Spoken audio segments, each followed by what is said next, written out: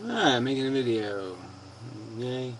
Anyway, yeah, I'm going to do Anaconda Bot eventually, and a little bit of Bella, but I just ran across this Great Text video, and it's just so funny. I mean, he's ragging on the Machine Ghost guy. Apparently he's going to block him. And because he's sick of being trolled by him, which is just so funny. The troll complaining about the troll. And he's complaining about the great. I mean, the Machine Ghost guy's videos aren't very well produced, and he's usually drunk, and it's just so funny. This Great Text is in the dark, mumbling, bitching about somebody else's video quality. Just kind of hilarious. So anyway, so in this part, he's just doing the same psychoanalysis crap. You don't have any original ideas, and if you don't have original ideas, you're not thinking, and this bullshit, like everybody's just a follower or a leader and there's nothing in between. So if you accept evolution, you're somehow following Darwin. Yeah, I don't think it works that way, moron. Oh, it's a fucking mutually beneficial fucking wank fest, Yeah, so this is, it's a mutually beneficial wank fest. So his argument is that I got online because I need to create a social club or because I need to network. Now, the fact that I've been politically active aggressively for over 20 years, let's just ignore that. Let's ignore that the first videos I did were all about social issues, my agenda, political agenda. And yeah, let's just ignore the facts and pretend that I decided to be popular on the internet by what? Insulting people. Oh wait, that wouldn't work, would it? Yeah, no. I mean, this is just such a fucking cheap rag. Pig. But what I'm going to do is, I've decided it's fucking decision time. I've decided Machine Ghost, I'm just going to block. Wow, this is so incredibly interesting. He's also talking about this Machine Ghost guy being boring and uninteresting and tedious to watch, and this is about as tedious as you can get. He's smoking his e-cigarette, blah blah, man, oh yeah, I'm gonna block him, and then I'm gonna stick my finger in my ass. Yeah, it's fascinating. Fucking idiot. Oh, God, insufferable turds. Turds of the internet. Anyway, so we'll find a Bella video here. Derived energy, don't be enemy of the truth. Okay. So in this, she made a reference to my comment about reproductive rates and the fact that most people aren't reproducing a sufficient number to maintain human existence. So essentially, we've won the argument with most people. Most people don't see a necessity to have sufficient children to maintain human existence. So the number of women who have more than 3 kids or more is 28%. So yeah, it's a minority of women who have 3 or more.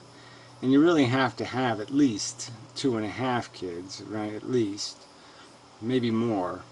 Because you have to compensate for the fact that, yeah, you're going to have some of your kids. It's not just replacement population. You have to assume that your kids are going to be reproductive in the future. And the fact is that you're going to have kids who are going to be homosexual, or they're just going to be single, or they're just not going to want to have kids. And so that number of children, like if you have 2 kids, the odds are that one of them isn't going to have kids, almost one. And so you have to definitely get up to that 3 number before you're going to have enough kids to overcome the fact that even the surviving kids, of the ones that survive to maturity, not a large percentage of them, maybe close to 50%, aren't going to be reproductive at all. Especially, if you have male kids, the numbers are even more dramatic. I mean, the number of males fathering children is a small percentage of the total number of males.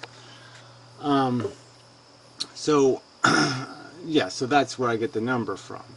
So that 28% are really the only percentage of women who are really having enough kids to maintain human existence. The ones having 2 kids, or more importantly, the ones having 1 kid or less, are certainly maybe as much as 50% of the population, maybe a little more. And those certainly aren't having enough children to maintain human existence. So again, I'm going to argue that democratically, the argument's already won. Obviously, there's lots of people who have one kid that are in support of, human existence and all that crap. They're not anti-natalists. I'm just saying in behavior they are. And I think that is an important fact. And I think it's a more important fact to realize that only a tiny percentage of that 28% is the ones having 5 or more kids. So there's these really huge amount of children. And that's the real source of all the excess population. So the fact that there's excess population is a small percentage of the human race.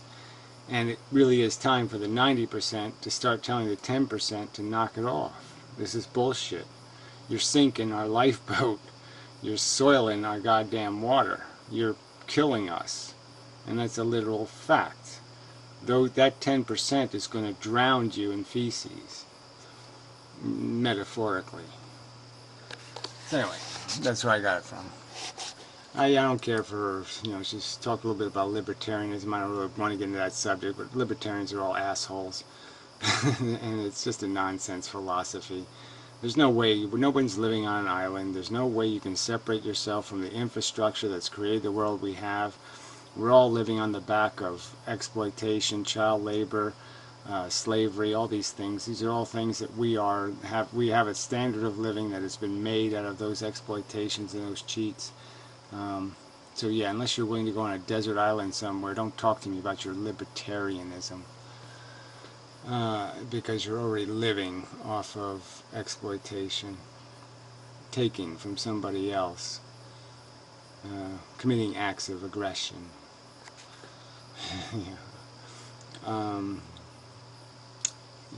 Acts of cheating the fight, taking advantage of people who are not in a position to fight for their rights, and so they have to concede and corrupt their own interests to survive.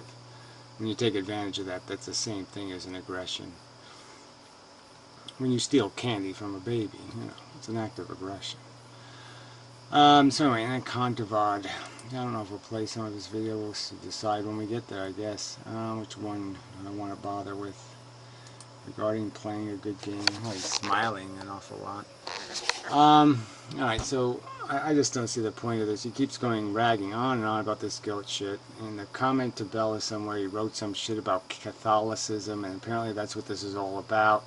I mean, if you want to do Catholic outreach, go ahead, but don't sit there and assume that all of us are somehow Catholic, because we're not. And I don't even buy your premise that Catholics are raised in some sort of guilt pressure. Catholics are debaucherous, lazy bastards. I mean, they're drunken, sloppy, reckless, inconsiderate, rude, obnoxious jackasses. The only thing I see Catholics willing to sacrifice is somebody else's rights. It was Catholics who threw Jack Kevorkian in jail. Catholics are motherfucking cunt bastards. Okay? I mean, they worship their little popey, and they have a trivial understanding of giving or caring. They are vacant. I mean, they had a mumbling pope for over a decade. All he did was mumble shit, and they revered him. Catholics are assholes. Alright? Don't tell me that Catholics are guilt-ridden, that somehow the world is blighted by these guilt-ridden do-gooders. No, the world is not blighted by do-gooding guilt-ridders. Okay, it's blighted by selfish motherfucking cunt bastards who have tons of debt, who have polluted the environment. They can't even sacrifice the 10 minutes a week it takes to recycle their garbage properly. That's how much fucking Catholics are guilt-ridden. I mean, this is such a fucking lie. Okay, to pretend that you are the caring, giving, that you've been burdened your whole life with this horrible guilt and this need to do better. No, you've never even come close to even understanding the concept. So I find this obnoxious that you would premise this argument that the world has too many guilt-ridden people in it. No, it has too many selfish motherfucking cunts like you just trying to have a good time and completely ignoring the subject of social responsibility. Running from it like a goddamn coward. You run from the fact that you live on this biosphere, that you live on these sentient creatures. You're just ignoring all of that because you're saying, it's not my problem, I didn't make it. Well, fuck you. That is a bullshit, lame excuse.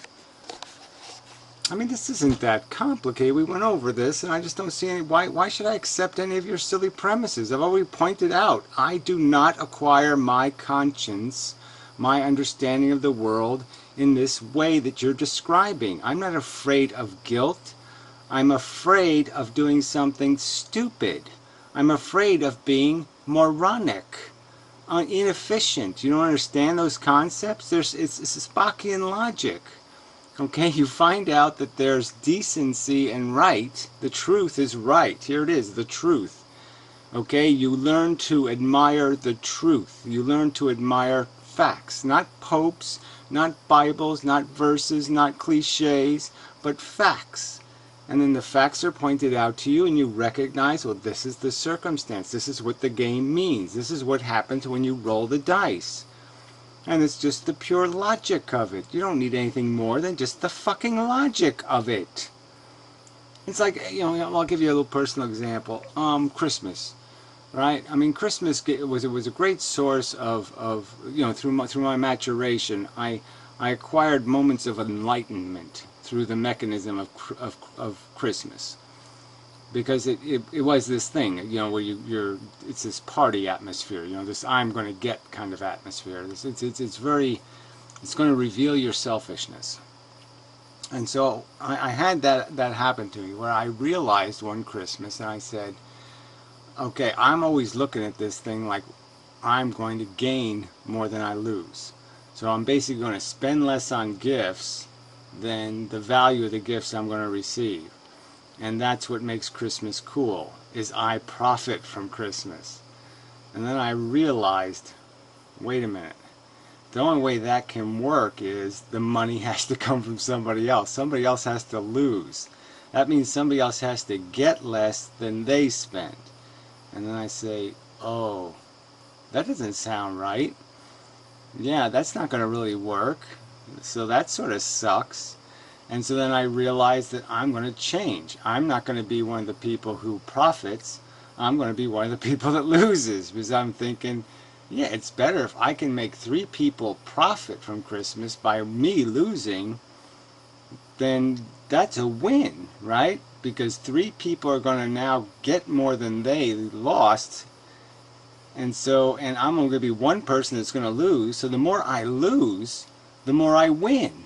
Because the more I'm willing to lose, the more people that will gain from Christmas. So they'll all have good Christmases, even if I had a shitty one financially. And then I realized that, ooh, the sneaky part of this is that I sort of win because I get to feel good about being productive, about making 4 other people's Christmases really good, and only one person loses. Yeah, you know. And so, yeah, and so it radically changed what the experience was for me. It never more, you know, it never was what it was, and it lost all its magic anyway, because you grow up and you're not a kid anymore, and you say, fuck this stupid bullshit anyway. Why should I waste money giving somebody something they don't really want, so they can give me something I don't really want? I mean, that doesn't make any sense. So yeah, let's just give each other money, and then you say, well, that doesn't make any sense either. Well, I'm going to give you $50 and you're going to give me $40, or, you know, you're going to give me $100 and I'll give you $25. What sense does that make? That'd be stupid too. So the whole thing was just stupid. So then I just said, fuck the whole thing. But I'm just saying, it's just logic. There's no guilt involved here anywhere. There's just a simple math. It was simple fucking math. No guilt required. But a fundamental, tremendous change in perspective. So I just don't, I can't have this conversation, all right? You won't let go of this word. You won't let go of your obsession with it. And again, it's all about some sort of Catholic crap. And it's about Catholic crap in a context that I think is a total bullshit lie.